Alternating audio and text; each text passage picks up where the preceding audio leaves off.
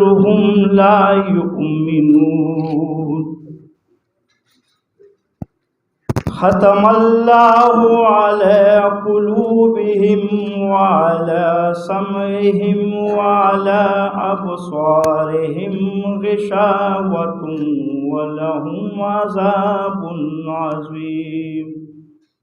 صدق الله العظيم. أعوذ بالله من الشيطان الرجيم. بسم الله الرحمن الرحيم. إنك لك الكوثر فصل لربك وانحر إن شانئك هو الأبتر. زه د قومي ادبي مجلس قام ټول ملګرو ته انتظامیه ته د دې نن پروګرام ټول چې کوم پارټیسپینټس دي او په سټیج باندې ناز زموږ مشر دی جمال صاحب زموږ ډېر درون مشر د دې ځای ډي جي خانه فرنګ او چې څومره پارټیسپینټس راغلي تاسو ته د مینې او د خلوص درناوي او سلامونه. زه حقیقي طور باندې د پروګرام د پاره زما یو فورن وزټ و هغه نن زما فلایټ و خو ما هغه ورته ملتوي کړلو. هغې وجه دا وه چې مونږ یو خو دا چې کوم اکټیویټیز روان دي په پښتونخوا کې مشاعرې او دغه شانتې ادبي پروګرامونه کلتوري پروګرامونه دا ډېر وخت نه یو د هارټ شکارو دا بندو نو دا شانتې اکټیویټیز زمونږ د ژوند دپاره څنګه چې سا ضروري ده دغه شانتې د ژوند دپاره ازادي ضروري ده کلچر ضروري دی ثقافت ضروري دی زمونږ. او بیا د هغې نه زیاته ضروري خبره چې نن زه دې پروګرام ته راغلی یم هغه دا ده چې بدقسمتۍ سره زمونږ د پښتو ادب باندې د پښتو ثقافت باندې یو سیاسی رنګ چړاو شوی او هغې زما خیال دی چې زمونږ د ثقافت ته د ودې نه زیات نقصان ورکړو. مونږ دا د پښتو کلچر د پښتو ادب دا مونږ سیاست کړو او د دې نه مونږ سیاسي فایده اخیستل شروع. نو دا چې کوم قام جوړ شولو دا یو یقینا دا یو غیر سیاسي پلیټفارم سره سره دا د پښتونولۍ د هغې دپاره به ډېر زیات اهم کردار ادا کوي انشاءالله. نو نن زما دلته کې پاتې کېدل د دې دپاره زیات ضروري و چې مونږ دا یو پولیټیکل کلاوډ چې کوم قبضه کړې ده پرې زمونږ ثقافت باندې او هغه د خپل سیاسي مقاصدو دپاره د پښتونولۍ زمونږ د ثقافت زمونږ د ادب نوم استعمالوي. نو دا د هغې دپاره ډېره زیاته ضروري ده. زه مبارکباد ورکوم ټولو ملګرو ته چې هغې نن دومره ښکلی پروګرام ارینج کړلو او ورسره د قابضینو نه زمونږ کلچر ازادولو دپاره ډېر زیات اهم کردار ادا کړي. زه دا ګڼم ما په میډیا ټاک کې هم دا وویله چې یو وخت بدقسمتۍ نه چې زمونږ شلوار کمیس یا زمونږ قومي لباس هغه په ټوله دنیا کې برانډ شوی و. که تاسو ټوله میډیا وګورئ که تاسو ټول موویز وګورئ د ټولې دنیا که د هالیوډ ګورئ که د بالیوډ ګورئ که د پاکستان موویز ګورئ او یا بیا زمونږ لوکل چې کوم دلته کې یو فلم او ډراما کلچر ایوالو شوی و په هغې کې زه یو وړه خبره کوم او هغه زمونږ دپاره ډېره زیاته د فخر خبره ده چې شلوار کمیس د ترهګرۍ د دهشتګردۍ د تخریبکارۍ یو نشان جوړ شوی. خو پیله ځل د خدای فضل دی زمونږ په دې 3 کالو کې په ټوله دنیا کې مونږ دا یو میسج خور کړلو چې نه پښتون نه پاکستانی نه د شلوار کمیس اچونکی دهشتګرد دی بلکې مونږ امن پسند یو. مونږ د پښتونولۍ د خپل ثقافت د ودې دپاره دا زما په خیال باندې مونږ خپل شناخت ایر کړی نو د هغې دپاره ډېر غټ ګامونه پورته شول. وزیر اعظم صاحب وزیر اعلی صاحب زه دلته کې په دې باندې سیاسي خبرې نه کول غواړم خو وخت راللو چې مونږ خپل شناخت اون کړو. د دې نه مونږ تښتېدلو. مونږ په هر ځای کې چې کوم دی د مغرب د نورو ځایونو چې کوم ثقافت دی هغې کې مونږ خوښه ظاهروله هغې کې مونږ فخر محسوسوو. نو دا ډېر زیات ضروري دی. دغه شانتې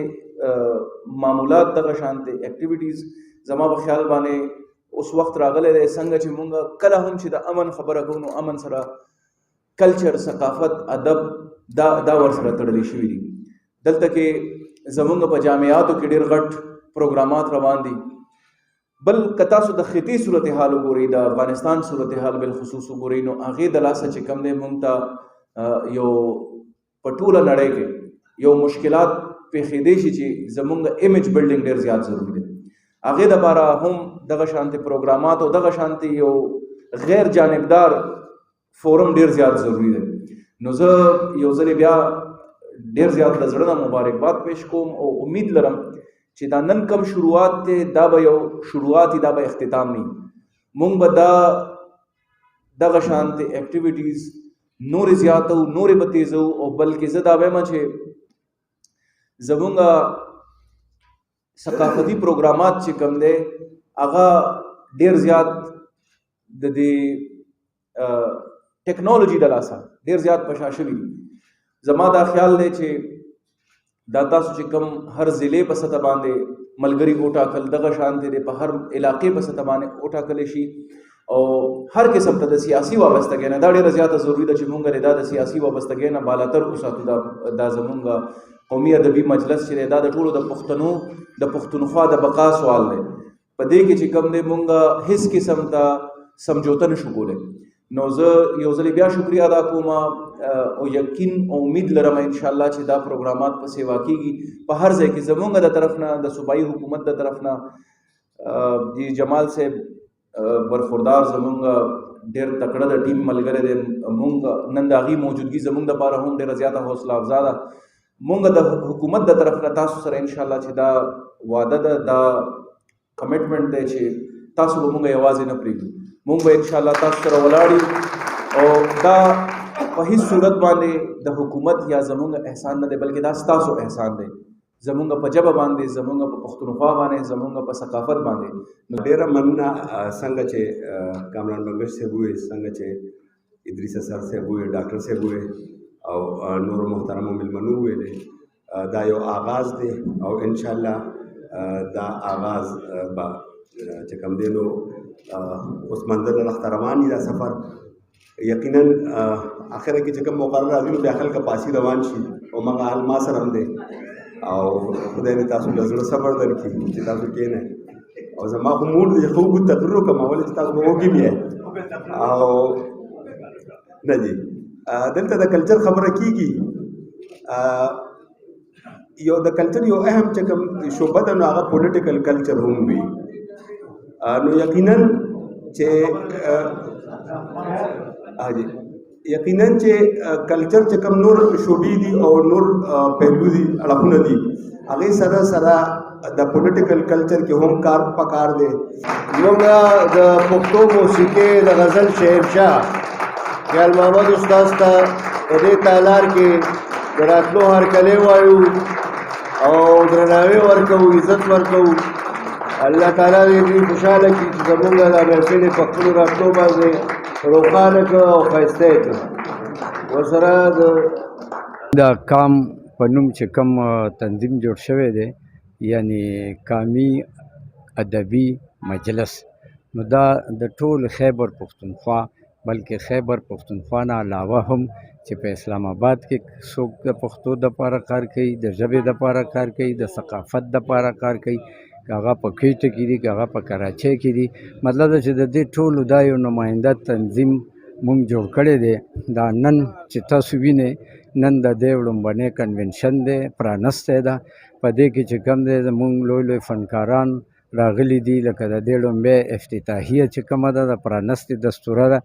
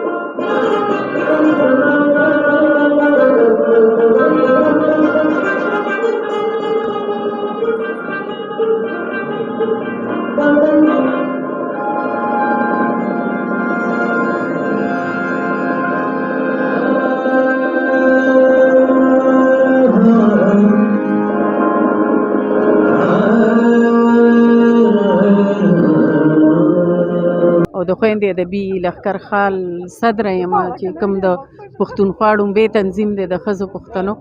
او دې چې کوم زمونږ قام ادبي مجلس دی نو په دې کې زه د مجلس عاملې ممبر یم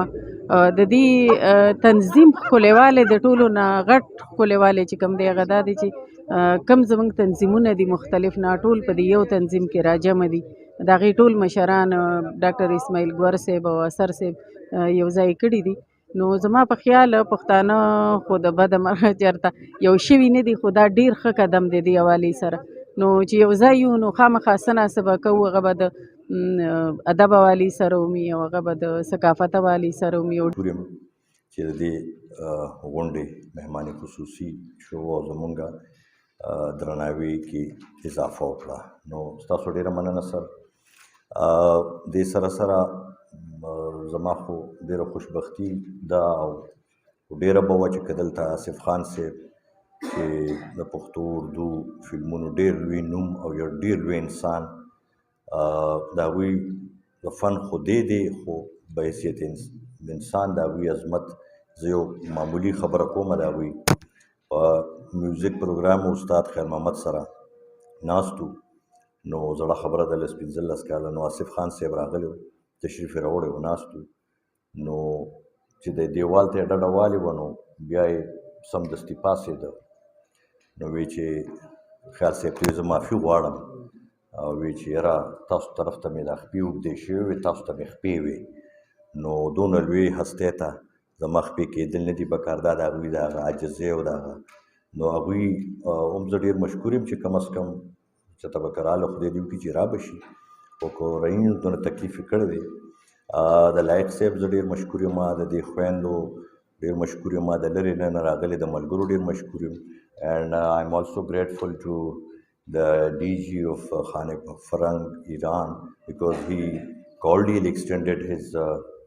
cooperation to Qaam and provided کلیم سرهندي د محبوب هاشم صابر سرهندي ملکڼي جنسي تاڼه د هغې خور یم ادبي کورنۍ سره تعلق لرم او زما یو کتاب راغلی دی خاموش چغې او دویم را روان دی ستا سره خبرې نو انشاءالله ډېر زر به ستاسو ټولو په لاسونو کې وي او د دې پروګرام په حواله سره به اول دا زما تعارف شو د دې په حواله سره به زه دومره ووایم چې دا یو مبارزه ده یو اولنی قدم دی زموږ د پښتنو چې د دې پښتو قامي ژبې ولس او د ملت د خدمت لپاره دی په ډېره لویه پیمانه اوچت کو او د ډېر لرې لرې ځای نه په خپلو پیسو په خپلو کرایانو موږ خو بیا هم پېښور کې یو دا خلک راغلی دی او دا د قام د ولس د دې پښتو ژبې د مورنۍ ژبې د خدمت لپاره راغلی دی دې دپاره به زه ډېره لنډه خبره کوم چې زموږ د پښتون قوم د فخر 3 اهم بنیادونه دي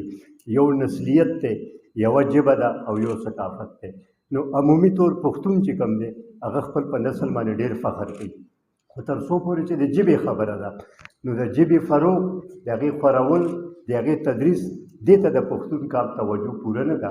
مونږ قومي ادبي مجلس چې قایم کړی دی نسلیت سره سره په ژبې او په ثقافت په موږ ډېر کار کوو موږ ګورو چې زموږ د پښتونخوا په هر کلي کې ادبي او ثقافتي ټولنې قایمې دي خپل په سر ادبي او ثقافتي خدمتونه کوي خو زموږ صوبه کې چې تېرو 40 کالو نه کم حالات روان وو نو هغې په وجه زموږ ادبي او ثقافتي سرګرمۍ ډېرې کمې شوې اول د امن و امان مسلې وي بیا کرونا وه خو د الله فضل دی چې دغه دواړه مسلې ډېرې کمې شوي دي او حکومت ته یې کابو راوړی دی نو موږ غوښته چې د صوبې په کچ یو داسې تنظیم پکار دی چې هغه بیا خپل ادبي ژوند بیا خپل ثقافتي ژوند بیا خپلې جمالیاتي سرګرمۍ چې دي هغه دوباره بحال کړي دغه د بحالۍ دپاره خپل جمالیاتي خپل د ذوق خپل د ادب خپل د ثقافت دوباره بحالي دپاره موږ د اولنی قدم پورته کړی دی دې نه په مخه زموږ په اهدافو کې موږ دا کتل چې د پښتو 2 عالمي کانفرنسونه شوي دي سلیم راز صاحب دي کړو بیا 2 عالمي کنونشنونه شوي دي اسیر منګل صاحب دي کړو د هغوی طریقه کار سو د هغې مقاصد سو د هغې اهداف سو د هغې کامیابۍ سوې دا مونږ هغې سره ناست وو، مونږ پوره سټډي کړې ده او مونږ دا کتلو چې مونږ به په مخه ته تګ څنګه کوو. نو مونږ داسې وکړه چې مونږ په پوره پښتونخوا کې په هره ضلع کې د قامي ادبي مجلس یو نماینده مقرر کړو چې رابطه کار ورته وو. نو هغه به خپل د ضلعې د ادب او د ثقافت ټولنو سره رابطه کوي، شخصیاتو سره به رابطه کوي، خپل د ضلعې سفارشات او تجاویز به مرکزی کابینې ته راکوي او مرکزی کابینه به دلته د تقریباتو کولو په ځای کوشش به کوي چې دا مجلس هرې ضلعې ته ورسي، هلته د کتابونو مخکتنو کې یو مستحق ادیب د هغې کتاب چاپ کړي او په ضلع کې ادبي سرګرمۍ چې دي دا بحال کړي. نو زه خپله خبره مختصر کوم. نن موږ اولنی قدم د ټولو نه لومبې خو زه د لالونه ډېره زیاته مشکوره یم، ډېره مننه یې کوم، منندویه یم چې مال یې مقرره کړه. د نننۍ دستورې په حواله باندې یو څو خبرې درته کوم. او هغه دا چې نن چې څومره بختوره او څومره د خوشحالۍ ورځ ده، ما محسوس کړه زما نه ګیر چاپېره هغه شاعران، ادیبان، لیکوالان چې زما ورسره رابطې وي خو زما ورسره ملاقات نه و شوی. نن د دې کنونشن په وجه باندې د هغوی سره د ټولو سره زما ملاقات وشو او په مونږ کې د دې کنونشن په وجه یو اویرنس راغی چې مونږ خپل مسایل د یو بل سره شریکولی شو. مونږ د ادبي د قلم قبیلې چې کم ملګري دي د هغوی سره ملاقاتونه کولی شو، د هغوی سره ناسته پاسته کولی شو او ادب له چې دی نو هغه فروغ ورکولی شو، پروموټ کولی شو ادب. دغه شانتې دا صرف د ادب خبره نه ده، دلته د ثقافت خبره هم ده، دلته د هر فنکار چې دی هغه راغلی دی او خپل هغه چې د هغوی څه ایکسپرټیز دي هغه دلته موږ ته وړاندې دي او موږ ډېر زیات ټول خوشحاله یو چې دلته ماشاءالله ماشاءالله سمه د اختر ورځ ده. او زما نوم خو ما تاسو ته یاد کړ، که نه مې یاد کړی یو ځل بیا درته خپل نوم یادوم چې زما نوم سمینه قادر دی، د ادب سره مې تعلق دی. او د دې نه زیات که زه خپل تعارف کوم زما خیال دی دا به بیا زما په حواله شي دا دومره خبرې، نو همدومره کافي دی. زما نوم پروفیسر ډاکټر محمد زبیر حسرت دی او زه د قامي ادبي مجلس یعنی قام مشر سکرټر یم. نن زمونږ د ټولې پښتونخوا د ضلعي رابطه کارو کنونشن دی. په دې کې چې کوم دی نو د رفعت خټک صاحب د فنپارو نمایش هم دی او د خانه فرهنګ ایران د فارسي نه د پښتو یو کتاب ترجمه کړی د هغې مخکتنه هم ده. او یاد قمر دی او د هزارې سره تعلق ساتم. نن موږ په خانه فرهنګ ایران کې دا د قامي ادبي مجلس اولنی قام کوم ته چې قام وایي دا منګه په دې کال کې د دې دا جوړ کړی دی او نن د دې اولنی دا ادبي کنونشن دی د ټولې صوبې په لیول باندې چې دا زموږ منسټر صاحب چې کوم دی کامران بنګش صاحب هغه د دې مشر میلمه دی او آصف خان صاحب هغه به د دې صدارت کوي. دویم نشست کې به مشاعره وي انشاءالله تعالی، هغې کې به خیال محمد استاد زموږ چې کوم د موسیقۍ د غزل بادشاه دی هغه به د هغې الرحمن الرحیم. زه ډاکټر اسماعیل ګوهر د قومي ادبي مجلس چیرمین یم. نو موږ داسې محسوسوله چې د پښتونخوا په ټوله سیمه کې په هر کلي کې ادبي ټولنې شته، خپله ژبه ادب او ثقافت ته خدمتونه کوي. خو زموږ په صوبه کې چې تېرو 140 کالو نه کم حالات روان دي، د امن و امان مسلې وي، بیا وروسته کورونا وه، نو په پېښور کې زموږ په صوبه کې ادبي ثقافتي سرګرمۍ چې کمې وې هغه ډېرې کمې شوې. نو موږ غوښتله چې موږ خپل ادبي او ثقافتي ژوند بحال کړو، د سرګرمۍ بیا بحال کړو. نو قومي ادبي مجلس موږ قایم کړو سږ کال په مۍ کې 2021 کې او دا د هغې اولنی ادبي کنونشن دی. په دې کې موږ کوشش کړ دی چې د یو پښتون مصور رفعت خټک د فنپارو نمایش وکړو. اړوند دې کتونکو سره خپل نظر شریک کړي. نو دا خو داسې وه چې ما خو چونکې دغه مشرانو سره بیا خپل پلار خدای دې وبخي ارواښاد غني خان، ایوب صابر صاحب دې سره چونکې ډېر په ماشوم عمر کې بیا چې دی نو خیال استاد سره مې ډېر وخت تېر کړی دی. څه وخت داسې مو چې ما او ګلزار عالم به زده کړم کوله، راګ بیروي او درباري او شیورنجني او بیم پلاسي نو هغه یو پښتو په ما باندې په ټولو پښتنو حق دی. خو زه شعوري طور داسې کومه چې ما دا تنظیم دوی ته یو آیډیا ورکړی و، داسې خو ما خپل کلي کې جوړ کړي دي، جوشي صاحب زموږ مشهور ارواښاد جوشي صاحب. خو اصل کې ما دا داسې وکړو چې د ننني دور مطابق ما وی چې یو کوم ځکه چې پښتانه زه خپل شاعري ما خو څېړنکاري ډېره ضروري ده. نو دا تنظیم اصل کې ما یو خو دا کوشش وکړو چې صوبې په سطحه جوړ کړم، د چا چنده پکې نه، د کابینې د 4 ملګرو نه علاوه. او د صوبې په سطح جوړ شي او دا د ډیجیټل دور مطابق دا چې کوم دی نو وچلیږي او هغې کې دا ده چې څېړنکاري به وي مختلفو ضلعو کې رابطه کار به وي ځکه چې دلته داسې کار چې هر سړی ځان مخکې کوي غني خان د خدای وبخښي هغه به ویل لکه هر سړی ځان مخکې کوي موږ به بل مخکې کوو نو ما دا کوشش وکړو چې یاره کوم پښتانه لکه تاسو د پښتو اسلام خان صاحب څونه خدمت کوئ نور ملګري نو چې دا را مخکې کړو داسې شاعران داسې ادیبان چې دی کتاب په پیسو باندې په خپلې چاپ کوي نو مې که موږ چاپ کړو څېړنکه بل فنډ ډېر ضروري دی کوم هغه پلیټو وایي چې if the king loves music there will be no wrong in the land میوزیک هغه صرف موسیقۍ ته نه وي میوزیک هغه لټریچر ته وي هغې کې فن راځي تیټر راځي هغې کې ډرامه راځي نو ما دا سوچ وکړو ځکه نننۍ غونډې مشر چې و نو هغه آصف خان صاحب او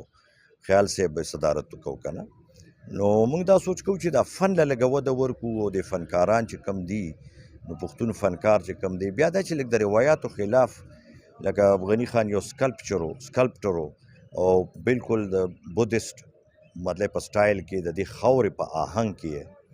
هغه چې کم لکه مثال په یو شعر دی وایي په والله چې د جنت نه به شمستون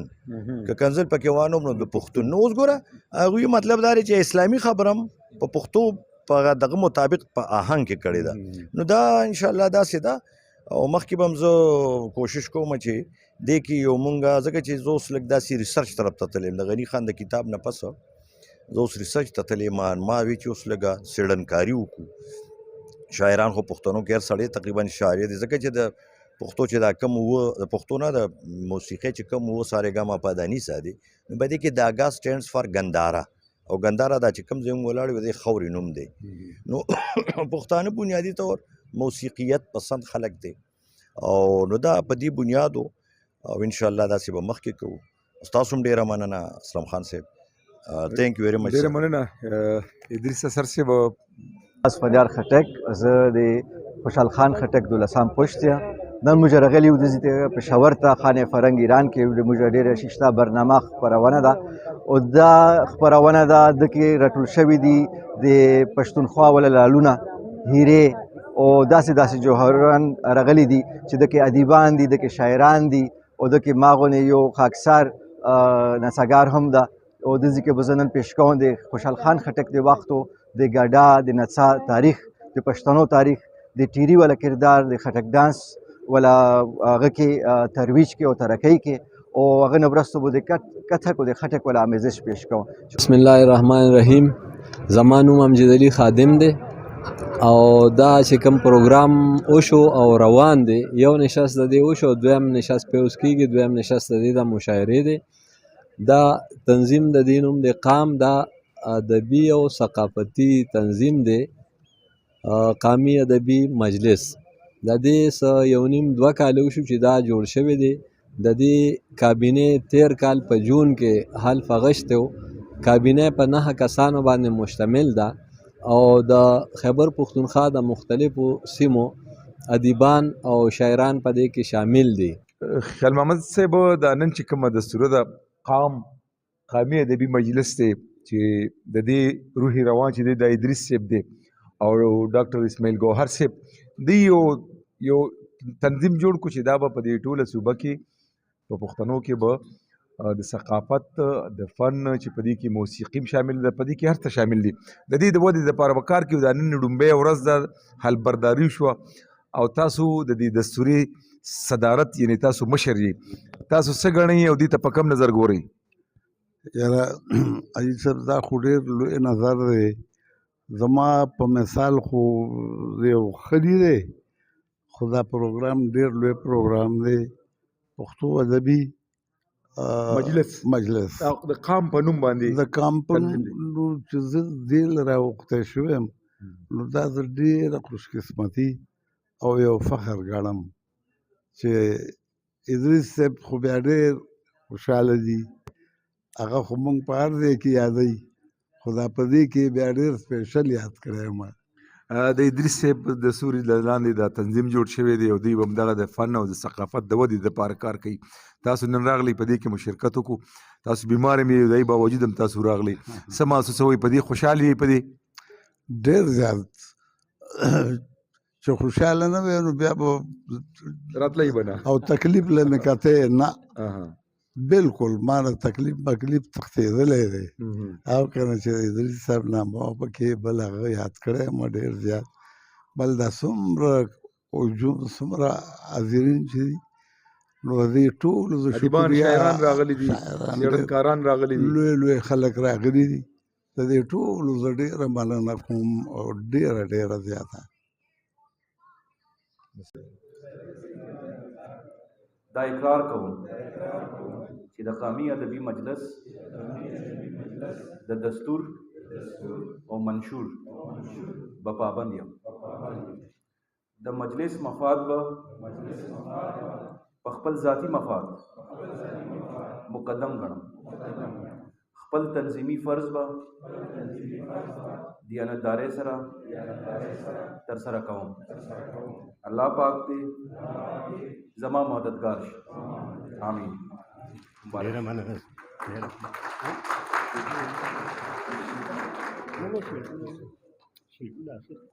د سورې کروي پروګو دا کتاب چې کوم خانه فرهنګ ایران چاپ کړی دی د ایران د دوه پوهانو اسماعیل بغستاني او محسن معینی د کتاب پښتو ترجمه انور شاهین خانخیل کړې ده چې نوم یې دی ښوونه او روزنه په اسلامي تمدن کې خانه فرهنګ ایران د